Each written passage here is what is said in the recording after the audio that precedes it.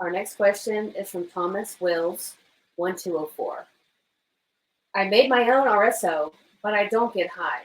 Just super tired and really struggling to get going after I wake up. Please help.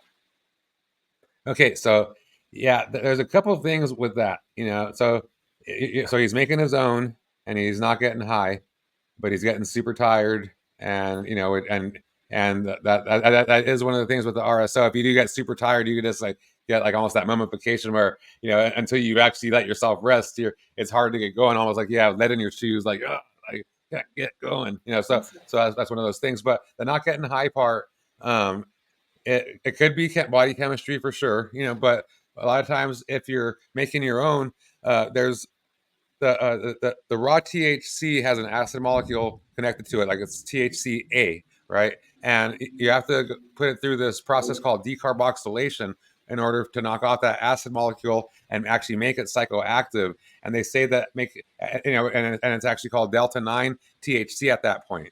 So it goes from THCA to delta 9 THC. And a lot of people claim that a lot of the benefits and the cancer fighting benefits are from the delta 9 THC as opposed to the THCA.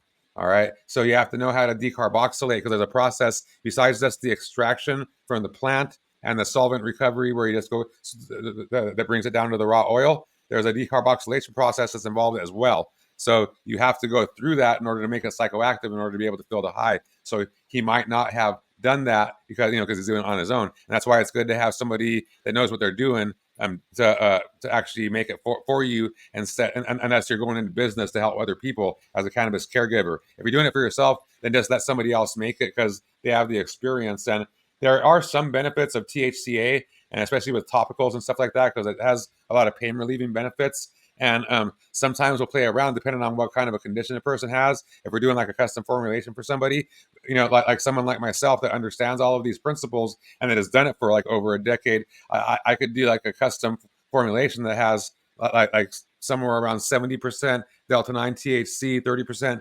THCA within the RSO or full extract cannabis oil, and so you get the hardcore effects of the traditional RSO with some increased pain relieving effects from the THCA.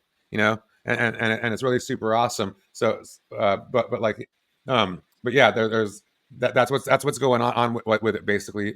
Does that answer the question? Yes, it does. Thank you. All right, awesome.